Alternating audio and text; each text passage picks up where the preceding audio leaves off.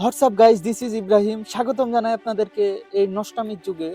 So পরকিয়া পরকিয়া এমন ভাবে ছড়াচ্ছে, মানে মহামারীর মতো করে। আপনি দেখেন, ভালো ভালো ছেলে প্রত্যেকটা ঘরে বাংলাদেশে 10 লাখ বিবাহিত পুরুষ থাকে, তার ভিতরে 9 লাখ পরকিয়া লিপ্ত। আপনি হিসাব করে দেখেন, পরকিয়া মানে কিন্তু শুধু একসাথে থাকা বিষয়টা এরকম নয়।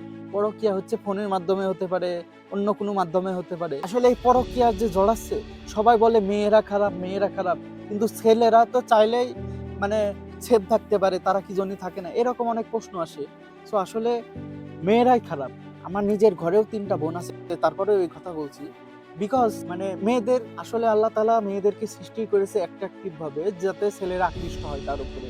এভাবে কিন্তু মেয়েদের তৈরি করা। সেখানে একটা নষ্ট মেয়ে একাই যথেষ্ট 10টা সংসার নষ্ট করার জন্য। আপনি খোঁজ নিয়ে দেখেন, ম্যাক্সিমাম নষ্ট মেয়ে একাধিক সংসার নষ্ট করেছে শুধুমাত্র একটা মেয়ে। তারপরেও এদের টার্গেট খালি বিবাহিত পুরুষ। কিছু কিছু মেয়েরা, এগুলো হচ্ছে ওই পশ্চিমা থেকে এসছে, মানে এই ধারাবাহিকতা, যাতে আমাদেরকে নষ্ট, মানে আমাদের সমাজটা নষ্ট করার জন্য পশ্চিমা থেকে এইগুলো তারা অনেক যুগ যুগ ধরে চেষ্টা করে যাচ্ছে। বাট এখন তারা সফল অবশ্যই।